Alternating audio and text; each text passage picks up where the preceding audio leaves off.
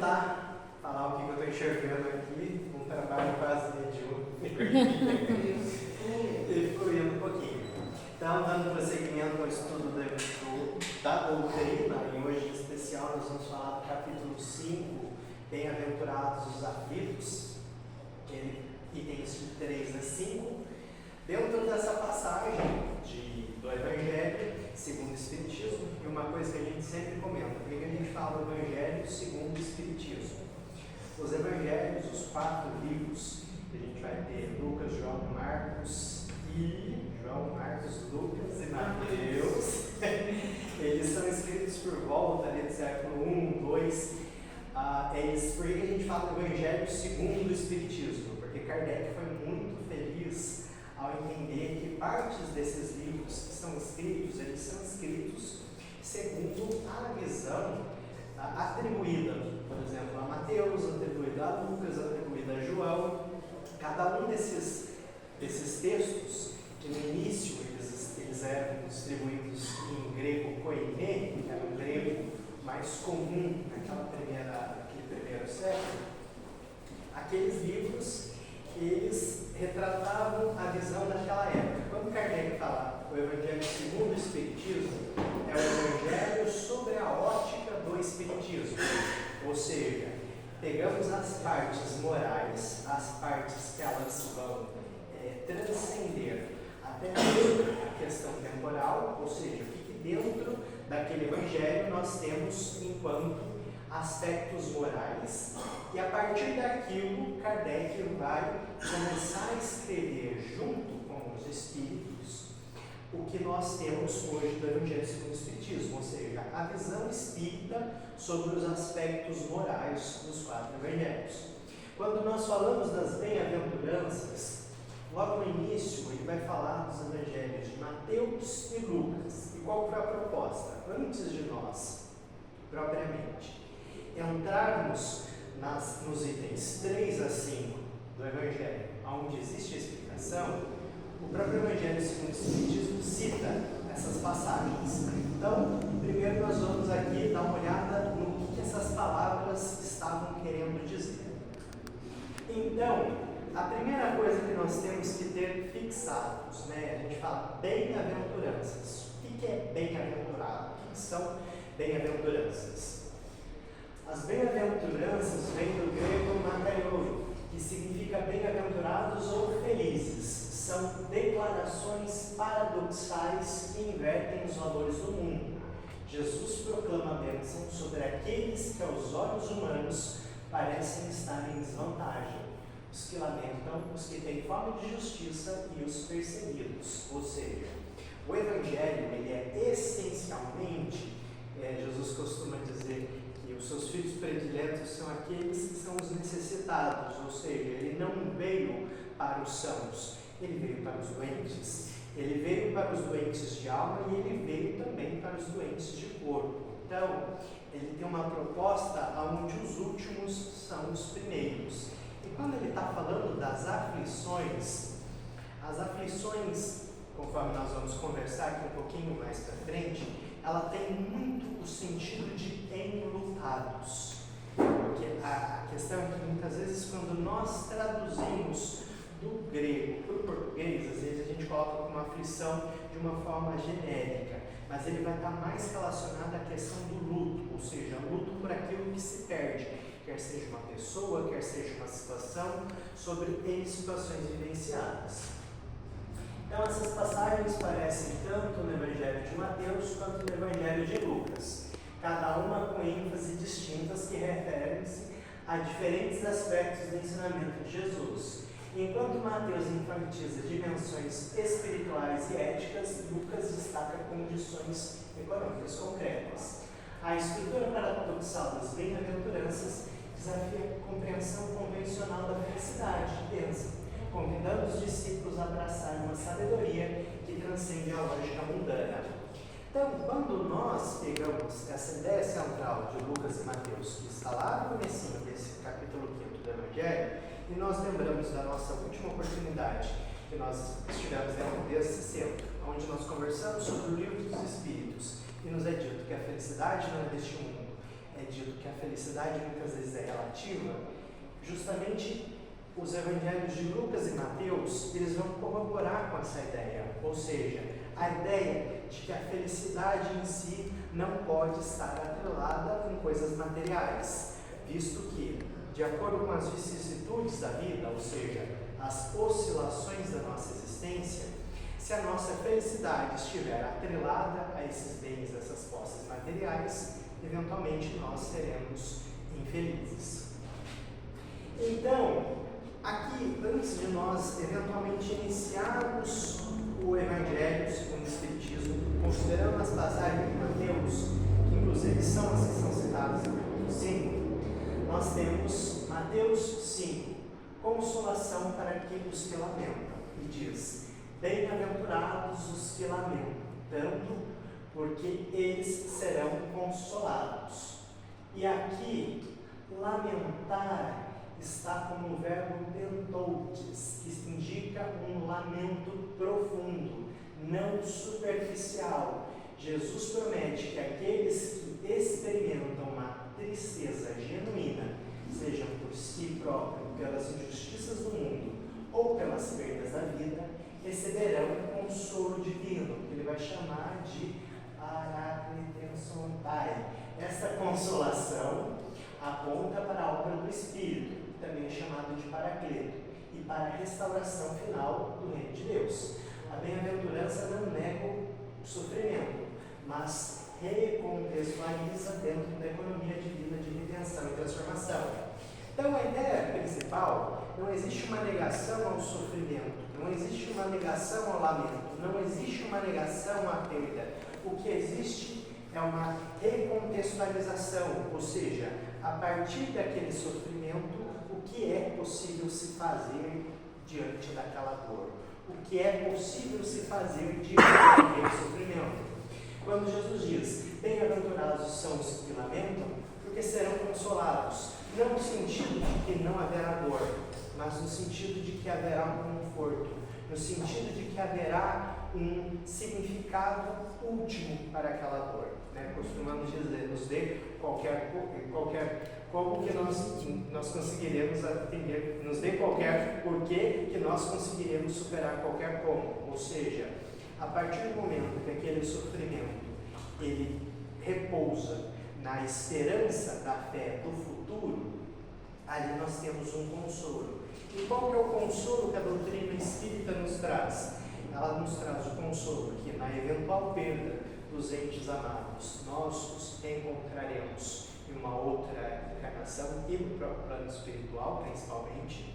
Ela nos traz o conforto de que a nossa vida não se finaliza através do túmulo. Ela nos traz o conforto de que existe uma esperança última, e ela nos traz um confronto da nossa realidade e um conforto no sentido de que um dia nós seremos verdadeiramente felizes, de que não haverá nem choros nem lágrimas, porque as coisas velhas já se passaram. Mas isso não significa que vai ser agora, nem daqui a 2 ou 3 encarnações. Será um processo, a partir do momento em que o espírito se desprender de suas amarras materiais e ir cada dia mais se lapidando. Quando a gente fala da questão do reino de Deus, o reino dos céus, conforme nos é dito nos evangelhos de Tomé e outros, ele não é um local físico, tampouco uma localidade. O reino dos céus, ele é o que a gente pode chamar de reforma íntima. É esse processo onde nós vamos modificar a forma como nós tratamos um para com os outros. Ou seja, o reino dos céus, ele é uma proposta que Jesus implementa naquele primeiro século e que depois vai ser passada e eventualmente deturpada com os séculos que vão ser sucessivos. E nós vamos ter a continuação: bem-aventurados os que têm fome e sede de justiça, porque serão saciados. E aqui, fome, ele vai falar, tenhamos estardes fontes. Evoca um desejo intenso e vital. Não se trata de um anseio passageiro, mas uma necessidade fundamental do ser. A palavra de Kaisonier, justiça, pode significar tanto retidão pessoal quanto justiça social. Jesus promete que aqueles que anseiam ardentemente por ver a justiça de Deus manifesta, tanto nas suas vidas quanto no mundo, serão plenamente satisfeitos. Essa bem-aventurança transforma a aspiração por justiça em uma característica essencial do reino, prometendo que tal fome será saciada, não apenas no futuro escatológico, mas através da presença transformadora do presente. Futuro escatológico, palavra estranha. Escatologia significa o fim das coisas, ou seja, a justiça ela também não vai existir somente no final das coisas. A proposta dele é: serão saciados de que a justiça se fará presente, uma vez que, enquanto espíritas, entendemos lei de justiça, amor e caridade, entendemos que a lei de justiça, amor e caridade será manifesta em todos os nossos aspectos da vida, desde que a compreendamos. Então, novamente, é impossível que nós façamos uma leitura do Evangelho segundo o Espiritismo sem que antes nós tenhamos uma base do Livro dos Espíritos. Porque quando a gente está falando de justiça, nós não estamos nos referindo à justiça humana, que ela é falha, ela é contingencial, ela vê apenas um aspecto. Nós estamos falando de uma justiça divina, uma lei divina que se manifesta em toda a criação.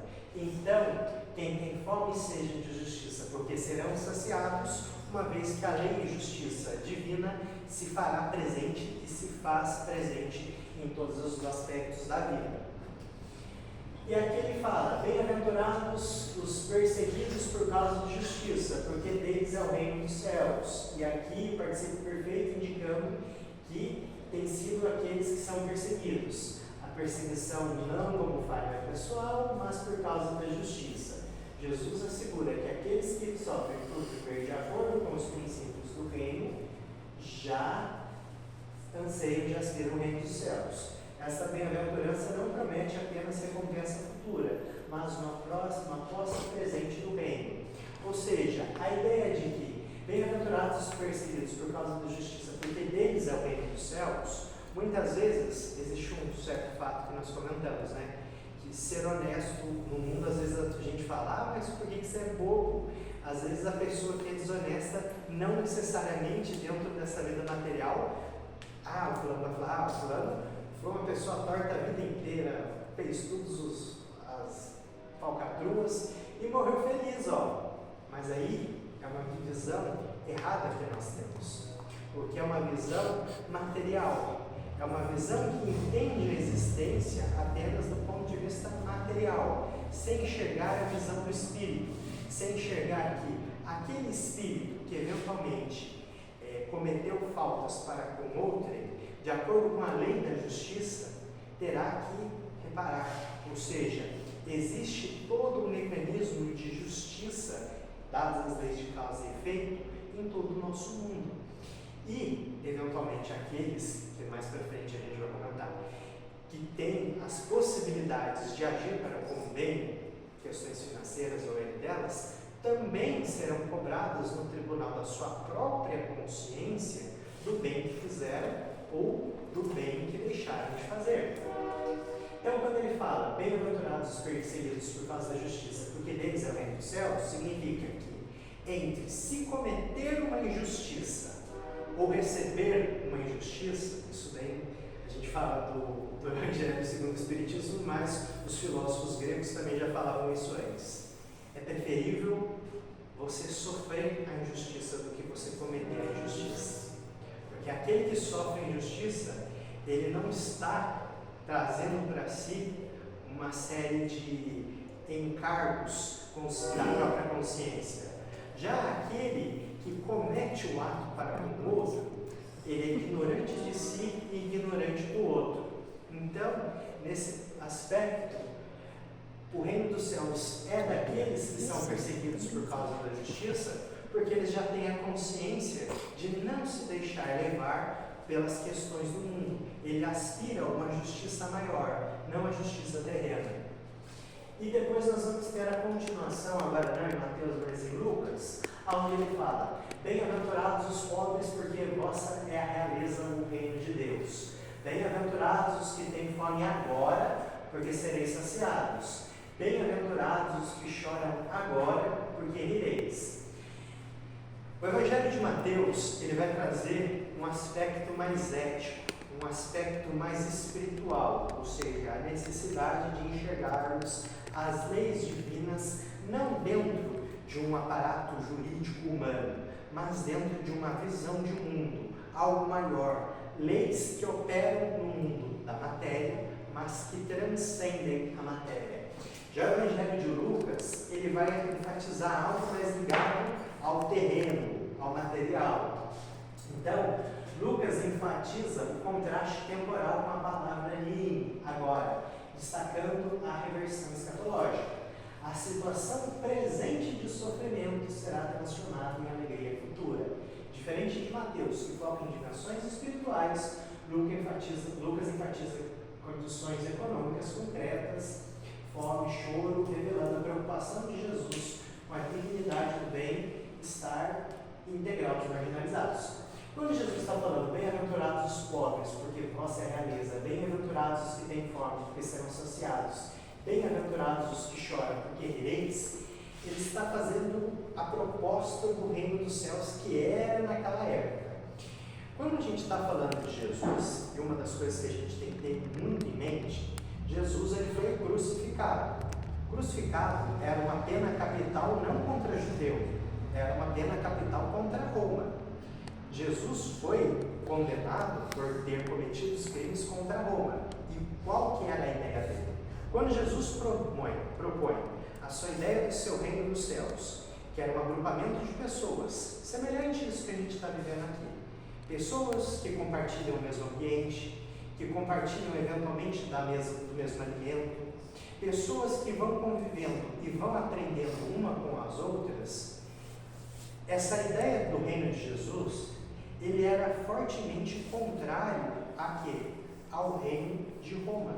Enquanto Jesus promovia a amizade, os laços, Roma promovia a ganância, a opulência.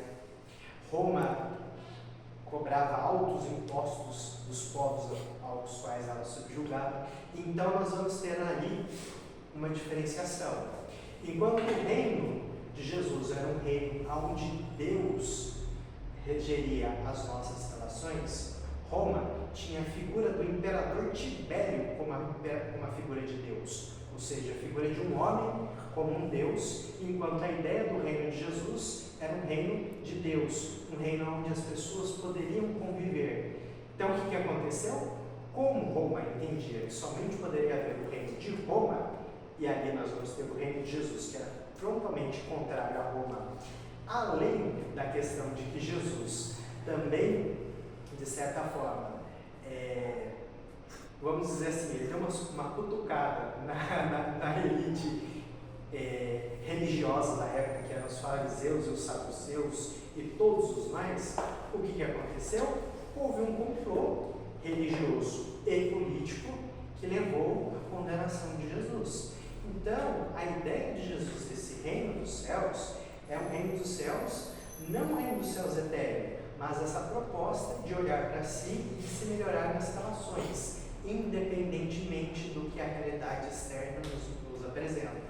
Ou seja, independentemente da constituição do mundo, como o mundo às vezes é agressivo, como o mundo às vezes é injusto, dadas as injustiças humanas, o reino dos céus ele trabalha a ideia de que, por mais que o exterior esteja muitas vezes complicado, caótico, o interior e o fato de termos uns para com os outros permitirá o nosso processo de reconstrução, tanto do indivíduo quanto da nossa pequena comunidade. E um outro ponto interessante, que por que ele vai falando de todas essas questões de aflições, Jesus ele promovia dois aspectos da cura. Jesus promovia o aspecto da cura física, ao ponto de que ele curava os leprosos, mas ele promovia uma cura espiritual no sentido de que quem que era o leproso na época de Jesus? Era o impuro, era aquele que tinha que ser apartado, era aquele que todo mundo desprezava.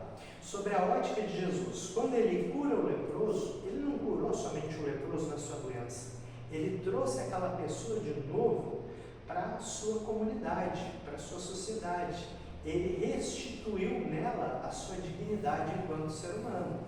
Então, o que Jesus promove e o porquê da sua filosofia ser interessante entra nesse aspecto. Quando ele promove a ideia do amarás ao Senhor teu Deus de todo o teu conhecimento e ao próximo como a ti mesmo, o essencial de Jesus, e ele mesmo fala, ali estão contidos a lei e os profetas, seria isso, ou seja, essa capacidade de construirmos e evoluirmos, tanto nós quanto o nosso entorno, através das nossas relações, eventualmente enlutados, mas cientes de uma esperança futura e de que podemos consolar uns aos outros com a fé no futuro. Então, essa seria a ideia principal. Não é a gente ficar divinizando uma figura de Jesus. Outras religiões, outros agrupamentos religiosos o fazem, mas essa não é a proposta espírita. A proposta espírita é entender o que dentro da mensagem de Jesus existe, que ainda hoje nos é válida, e a partir dessa mensagem, o que pode auxiliar no nosso processo de reforma íntima. E aqui nós temos a continuação. Ai de vós ricos, porque já tendes receberem a vossa consolação. Então aqui ele está fazendo uma advertência para quem já possui a riqueza, entretanto acaba se esquecendo e acaba transformando a sua própria riqueza, a sua própria necessidade material, o próprio brilho do ouro, como sendo aquilo que eventualmente lhe trará felicidade. Quando ele fala, vós já recebeis a vossa consolação, é uma consolação e é uma esperança triste, é uma esperança ruim, porque uma esperança que esteja atrelada à prata, conforme nós comentamos na outra oportunidade, é uma felicidade que nunca vai ser estável, porque a economia oscila e, eventualmente, se nós colocamos a nossa felicidade em bens materiais, quando nós os perdemos, eventualmente nós seremos infelizes. Por isso que ele fala, já receberam a nossa consolação, mas não é uma consolação boa, é uma consolação vã. E ele diz, ai de vós que estáis fartos agora, porque tereis fomes. E aqui ele está falando daqueles que são satisfeitos com as coisas da vida. Ele está falando de quem comeu bastante. Eu falei, nossa, comi bastante, eu estou farto. Meia-noite a ceia, nossa, comi bastante. Não, ele está falando fartos do quê? Aqueles que estão satisfeitos com o mundo. Então a ideia de Jesus não é uma ideia de conformação com o que a gente vê no mundo. Na verdade é o contrário. Às vezes a gente fala, fulano é chato, porque ele fala, não, isso aqui está errado. Na verdade, essa pessoa ela não está errada, ela está correta, porque Jesus também era dessa forma. Jesus também falava das coisas que estavam erradas e promovia um processo de correção. Só que aí existe algo que às vezes a gente esquece, né? Quando a gente tem, por exemplo, a passagem do bom samaritano, onde você tem uma pessoa ferida, caída ali, e primeiro passa um fariseu. O fariseu olha a pessoa que está ferida, passa direto. Depois a gente vê um levita. O levita olha a pessoa que está ferida, passa direto. Aí surge um samaritano, e o qual que é interessante. Samaria, ela era amaldiçoada por parte de umas pessoas, de um agrupamento judeu, porque eles entendiam os samaritanos como impuros. E o samaritano, que é aquele que é impuro, aquele que é renegado, foi aquele que compadeceu com o moribundo. E aqui é um detalhe interessante. Primeiro ele passa o azeite e o óleo e depois ele passa o vinagre. E o que tem disso de muito interessante? Por que passar o óleo? Às vezes quando a gente vai consolar outra pessoa, ou mesmo nas nossas relações, às vezes a gente quer jogar a verdade logo de cara. Jogar a verdade logo de cara é pegar o vinagre e jogar numa ferida que já está aberta. O que a gente faz? Primeiro a gente consola, é o óleo. Depois a gente vem com a verdade. Depois a gente vem com o conhecimento. Porque senão a pessoa jamais vai conseguir se desenvolver e aprender a questão. E quando Jesus fala, e isso é um ponto muito interessante, por que o fariseu, que era o doutor da lei, viu a pessoa que estava acidentada, passou e não a socorreu? Porque o fariseu, ele era proibido de tocar em uma pessoa que estivesse morta, porque era considerado impuro. Então, Jesus está fazendo novamente essa ideia do que seria uma impureza humana, daquilo que a gente julga, mas que às vezes aquilo que a gente acha que é errado, às vezes, dadas as nossas convenções humanas, na verdade, a ideia de Jesus ela é o contrário, é sempre agir pelo bem. Então, essas propostas que vão sendo levantadas do Evangelho nos demonstram que o reino dos céus está dentro de nós, não é algo a ser etéreo, onde os anjinhos vão estar tocando harpa, é um processo de reforma interior.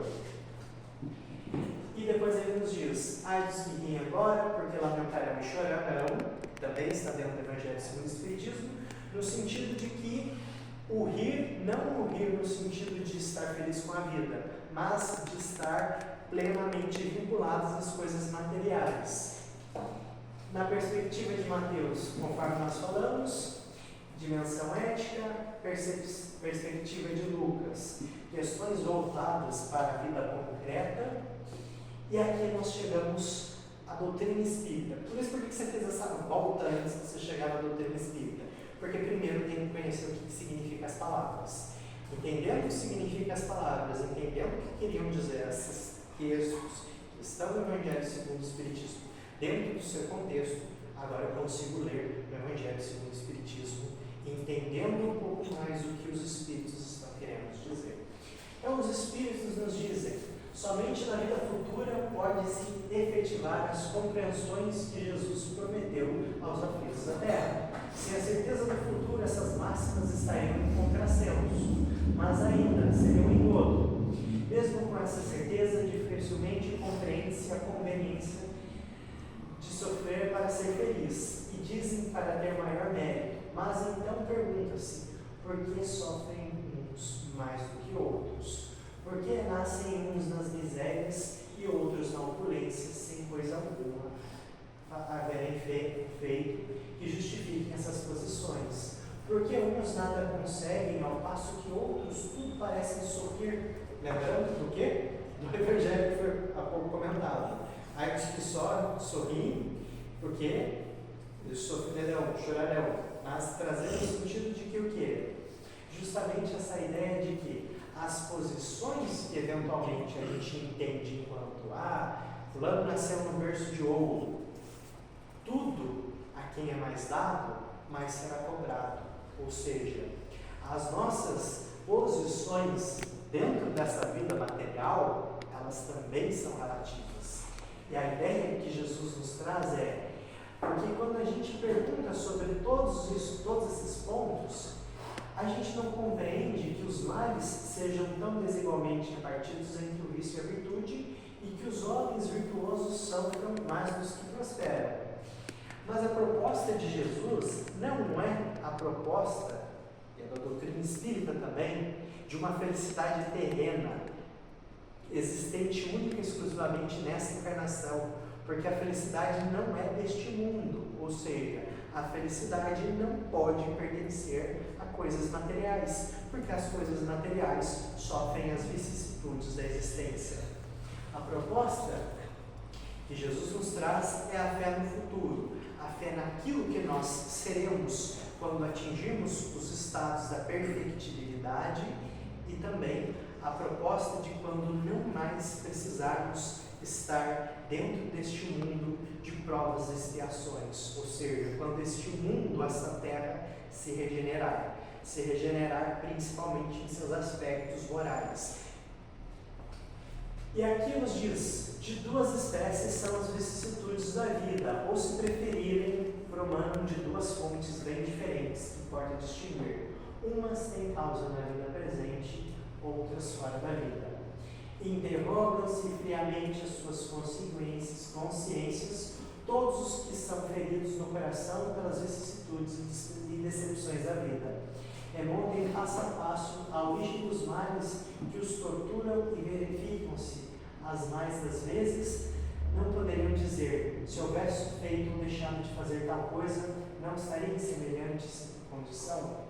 A quem então há de o homem responsabilizar-se por todas essas aflições, senão a si mesmo? O homem, pois, em grande número dos casos, é causador de seus próprios infortúnios. O mal dessa natureza fornece indubitavelmente um notável contingente ao cômputo das vicissitudes da vida.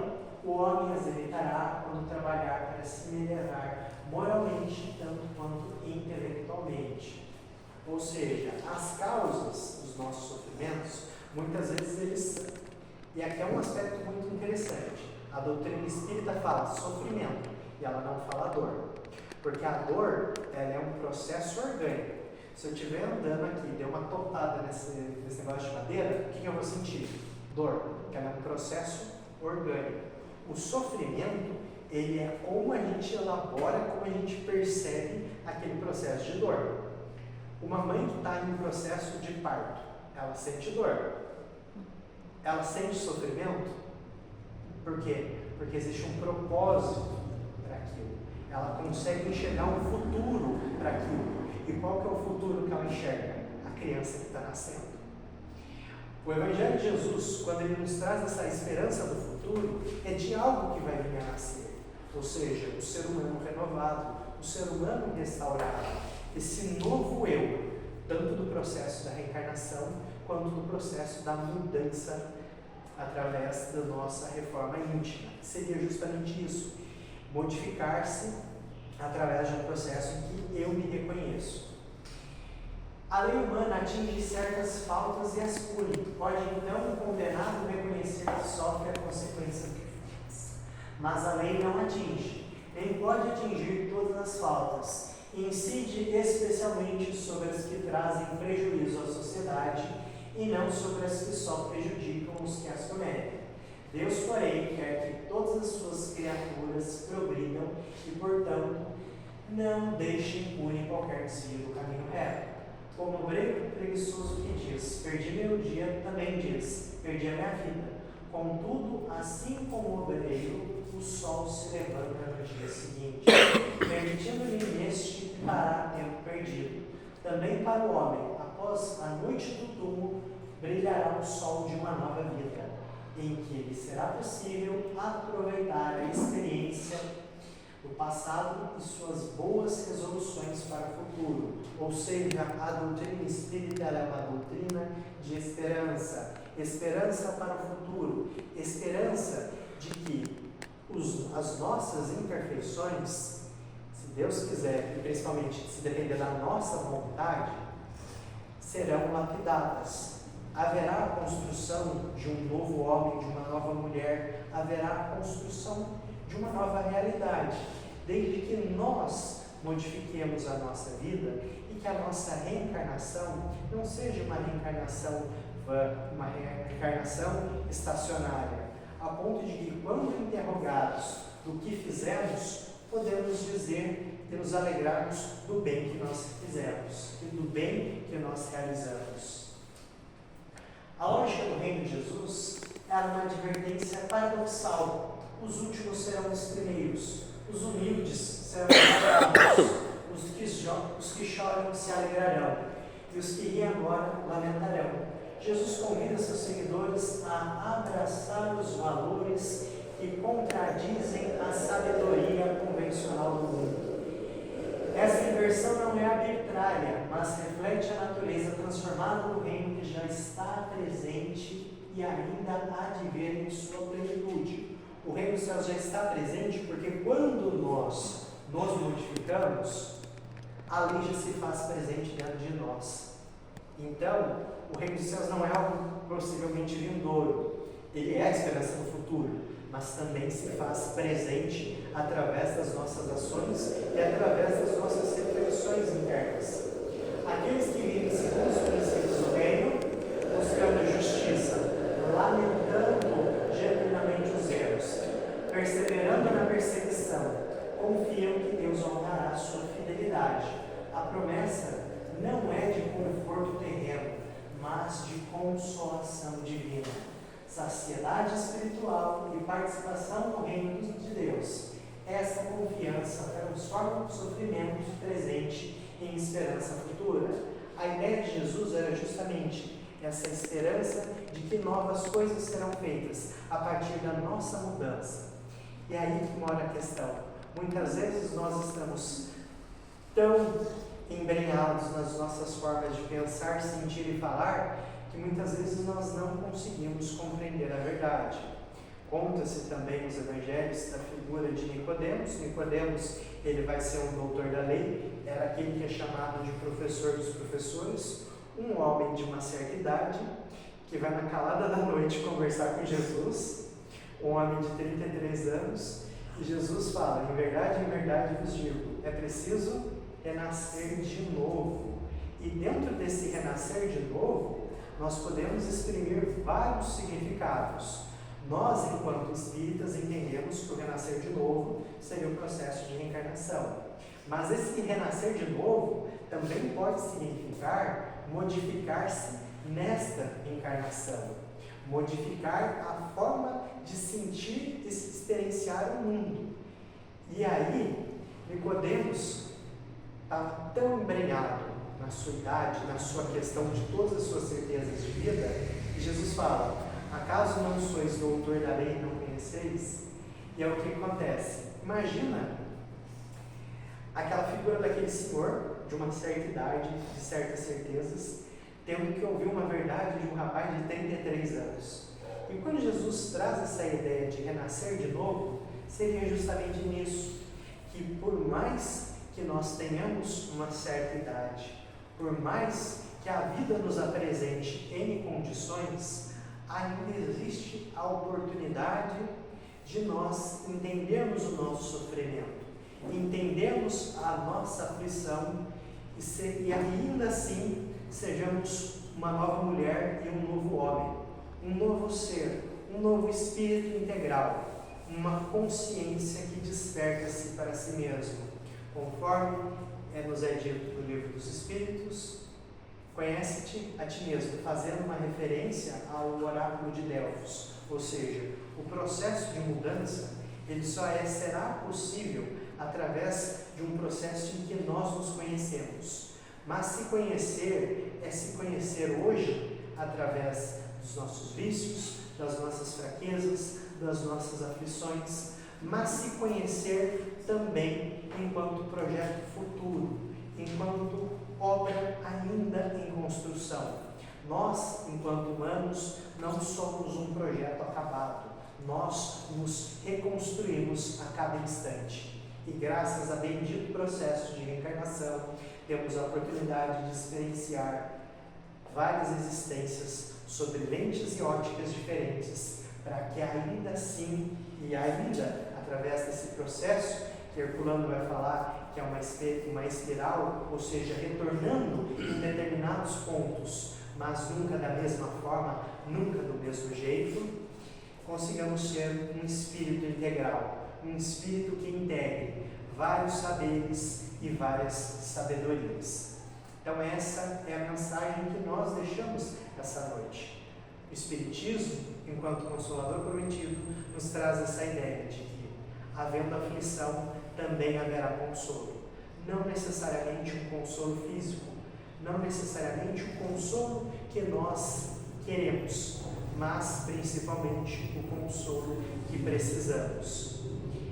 E agora convidamos aos irmãos, tantos que estão presentes aqui nessa ambiência, tantos os irmãos que estão nos acompanhando através da internet, que possamos refletir, que possamos apaziguar os nossos corações, agradecendo a oportunidade que estivemos aqui nesse ambiente, nessa ambiência, entendendo que os nossos sofrimentos, por maiores que sejam, eventualmente serão consolados, que as dores que eventualmente tivemos possam ser entendidas, que o bálsamo do alívio de Jesus, que o bálsamo da certeza da fé no futuro possa nos auxiliar, que a verdade, que o conhecimento